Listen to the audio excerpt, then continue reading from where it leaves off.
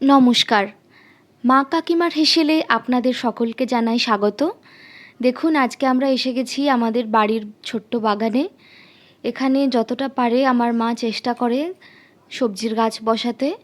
আজকে আমরা এই বাগান থেকেই তুলে নেব লাউ গাছের পাতা। আজকে এই লাউ পাতাতে হবে ডালের নিরামিষ পাতুরি এবং কচু পাতায় হবে চিংড়ি মাছের আমিষ পাতুরি। আমার কাকিমা এখানে একটা একটা করে পাতা তুলে নিচ্ছে। দেখুন, এরকমভাবে দেখে দেখে একটু বড় পরিমাণের পাতাগুলো তুলে নিতে হবে। কাকিমার পাতা তোলা প্রায় হয়ে গেছে। দেখুন, মা এখানে নারকেল কুড়িয়ে নিচ্ছে।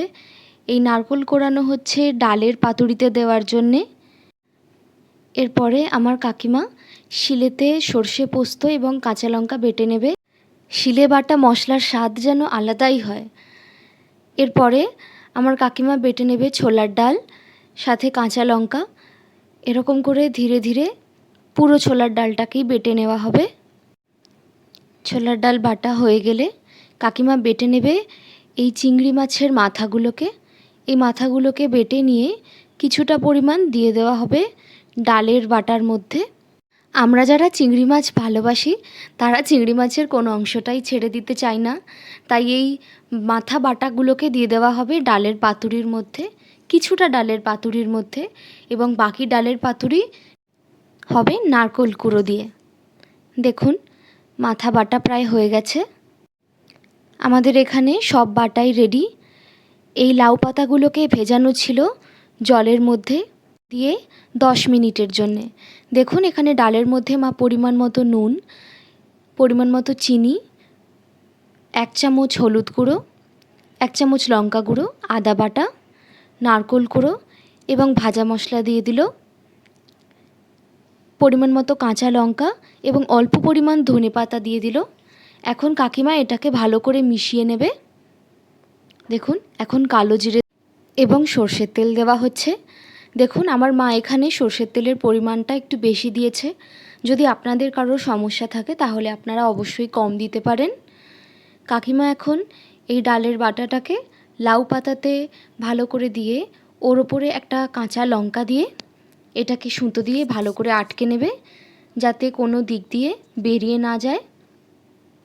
দেখুন, এই রকমভাবে আপনাদেরকেও আটকে নিতে হবে সুতোর সাহায্যে, যাতে কোনো দিক দিয়ে ডালের বাটা কোনোভাবেই বেরিয়ে না যায় এবং আটকানোর পরে কোনোভাবে যেন এই পাতা খুলে না যায়। এই রকমভাবে আমাদের এখানে প্রতিটা ডালের পাতুরি একেবারেই রেডি, কড়াতে শুধু যাওয়ার অপেক্ষায় রয়েছে। এখানে এখন চিংড়ি মাছের মাথা দেওয়া ডালের যে পাতুরি হবে সেটাতে মশলা দিয়ে নেওয়া হচ্ছে। দেওয়া হলো 1 চামচ লঙ্কা গুঁড়ো, 1 চামচ হলুদ গুঁড়ো এবং 3 চামচ মতো নারকেল কুড়ো। এর মধ্যে দেওয়া হলো পেঁয়াজ, পরিমাণ মতো ধনেপাতা, নুন, 1 চামচ আদা বাটা, 1 চামচ মতো রসুন বাটা দিয়ে ভালো করে মিশিয়ে নেওয়া হবে। এখানে দেওয়া হলো ভাজা মশলা গুঁড়ো এবং সর্ষের তেল। এখানেও এই সর্ষের তেল আপনারা নিজেদের পরিমাণ মতোই ব্যবহার করবেন। দেখুন, এইগুলোকেও একটা একটা করে দিয়ে লাউ পাতার মধ্যে সুন্দর করে টুথপিকের সাহায্যে আটকে নিতে হবে। আমরা এখানে টুথপিক দিয়েও দেখালাম, সুতো দিয়েও দেখালাম। আপনাদের যেটা সুবিধা হবে আপনারা সেটা করতে পারেন। এরপরে তেল দেওয়া হচ্ছে চাটুর মধ্যে। দেওয়ার পর তেলটা ভালোভাবে যখন গরম হয়ে যাবে, পুরো চাটুতে এই তেল ভালো করে লাগিয়ে নেওয়ার পরে পাতুরিগুলো উল্টো দিক করে দিয়ে দিতে হবে।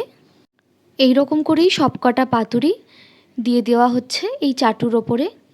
এখন এই পাতুরিগুলো ভাজা হবে এক পিঠ প্রায় 10 মিনিটের জন্য। 10 মিনিট পর এই ঢাকনা খুলে আবার উল্টো পিঠটাকে ভাজা করে নিতে হবে। এই উল্টো পিঠটা ভাজা হবে প্রায় 5 মিনিট মতো। দেখুন, এটাকে আবারও চাপা দিয়ে দিতে হবে। আপনারা বুঝতে পারবেন যখন দেখবেন যে উল্টো পিঠটা প্রায় লাল লাল হয়ে এসেছে, তখনই জানবেন যে আপনাদের এই ডালের পাতুরি একেবারে রেডি। পাতুরিগুলো উল্টানোর প্রায় 5 মিনিট পর দেখুন কি সুন্দরভাবে তৈরি হয়ে গেছে সমস্ত পাতুরি। মা এখন একটা একটা করে তুলে নিচ্ছে এই থালার মধ্যে।